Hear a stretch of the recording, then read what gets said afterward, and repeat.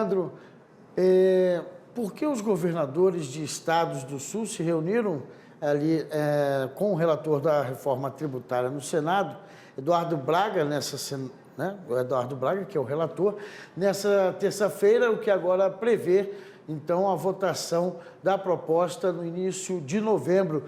Ainda no encontro, eles discutiram sobre a emergência climática nos estados da região. A gente tem uma reportagem, vamos assistir. O Conselho de Desenvolvimento e Integração Sul é formado pelos estados do Paraná, Santa Catarina, Rio Grande do Sul e Mato Grosso do Sul. Os governadores que representam cada estado se reuniram com o relator da reforma tributária, senador Eduardo Braga, para discutirem trechos da reforma que tramita no Senado Federal. Apontamos uma pauta a ele, elencamos em 5 itens prioritários e depois mais alguns itens como colaboração. Falamos do Fundo Constitucional, que o Sul tenha também o Fundo Constitucional, benefícios fiscais tanto de automotivos como de importação, Fundo de Desenvolvimento Regional, apontando inclusive fontes, e o avanço e a questão do IBS e o CBS para que pudessem andar juntos. A preocupação sobre a situação em que a União começa a tributação do CBS antes da entrada do IBS dos estados, que é uma preocupação em que haja salvaguardas para evitar que a União avance na base de arrecadação, fazendo com que quando os estados venham fazer a sua parte da tributação, tenha já um exaurimento da carga tributária, né? Então a gente entende que é importante ter mecanismos de salvaguardas, é um ponto que foi tratado e a gente entende que isso é perfeitamente conciliável. Após a reunião com os presidentes do Senado, Rodrigo Pacheco, e da Comissão de Constituição e Justiça, Davi Alcolumbre, o senador Eduardo Braga anunciou que vai apresentar o relatório sobre a PEC da reforma tributária no próximo dia 24. Assim, a votação da matéria na CCJ ficará para o dia 7 de novembro e, em seguida, segue para o plenário da Casa. Os governadores aproveitaram a vinda a Brasília para discutirem também a emergência climática em Santa Catarina e analisarem a possível criação de linhas subsidiadas pelo banco para microempresas, incluindo aquelas afetadas pelos desastres naturais. Ao menos 82 municípios de Santa Catarina, de um total de 295, já haviam decretado estado de emergência em razão das fortes chuvas que atingem a região desde a última semana. 2 pessoas morreram no estado devido aos temporais. Uma em Rio do Oeste e a outra em Palmeiras, segundo informações da Defesa Civil. Os temporais afetam principalmente as regiões do Vale do Itajaí e do Vale Europeu, no leste catarinense. Mais da metade dos municípios do nosso estado já decretou situação de emergência. Nos últimos dias eu rodei bastante pelas cidades que mais foram afetadas. A situação é desesperadora, a turma está com a água no queixo. Muitos municípios tiveram enchente no segundo andar das residências. A sorte é que a Defesa Civil aqui do nosso estado se organizou e programou com bastante antecedência a retirada das pessoas das casas.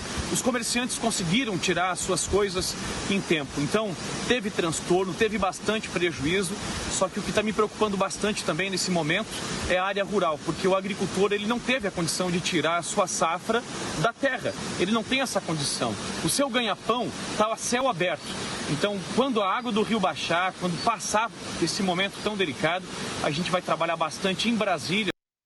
Pois é, Leandro, vimos aí, né, que os governadores estão preocupados, né, com essa questão não somente da reforma tributária, mas com os estragos, né, provocados pelas últimas chuvas, especificamente ali na região sul, onde a gente mostrou ali imagens de destruição em vários pontos, casas sendo arrastadas e demolidas. Como é que você pode interpretar esse encontro? Foi justamente uma pauta política?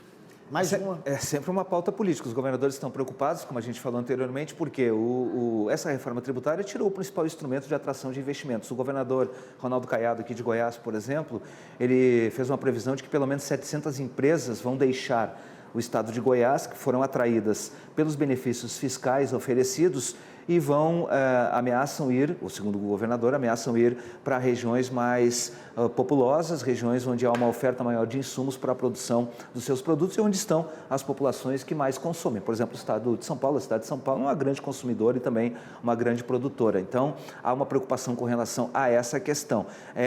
O grande debate que se faz agora, Salema, você viu aí os governadores do Sul, Santa Catarina, Rio Grande do Sul e Paraná.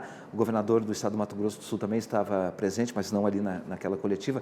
Mas veja bem, eles solicitam a criação de um fundo de desenvolvimento, além de outras questões, um fundo de desenvolvimento para que, como é feito, por exemplo, aqui no Centro-Oeste, no Norte e no Nordeste do Brasil, você também tem. Isso, claro, vai ser discutido em termos de proposta de emenda à Constituição, se vai se incluir esse fundo na Constituição Federal, ou seja, um fundo constitucional para o desenvolvimento dos estados do Sul, mas o fato, eu estava olhando aqui, que o Tribunal de Contas da União, ele mostrou e provou o seguinte, que nos últimos 20 anos, o desenvolvimento político do Brasil se deu por força de incentivos fiscais, principalmente, Salema, se fala muito do Norte, do Nordeste e do Centro-Oeste do Brasil, mas esses incentivos, eles ocorreram em sua massividade na região sudeste do Brasil. Portanto, a gente pode dizer que o incentivo para o desenvolvimento, ele se deu o desenvolvimento econômico se deu exatamente por causa de incentivos fiscais. E a reforma tributária vem mudar essa questão. Por quê? Porque ela trabalha a questão do incentivo por meio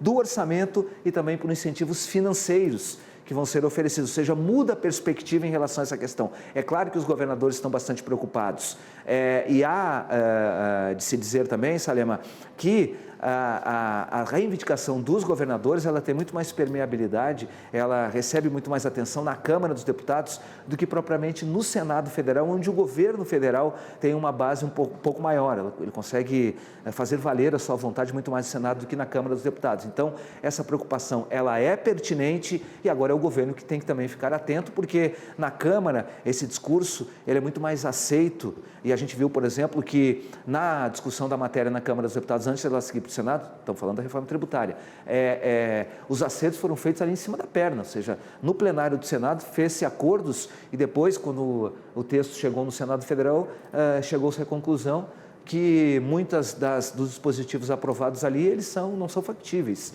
Há de se redimensionar efetivamente o que foi feito, principalmente com respeito às isenções. A gente vai acompanhar e a expectativa, conversando naturalmente com quem tem muita experiência no Congresso, ainda há boa possibilidade, ou seja, algo em torno de 70% dessa reforma tributária ser aprovada ainda neste ano lá no Congresso Nacional.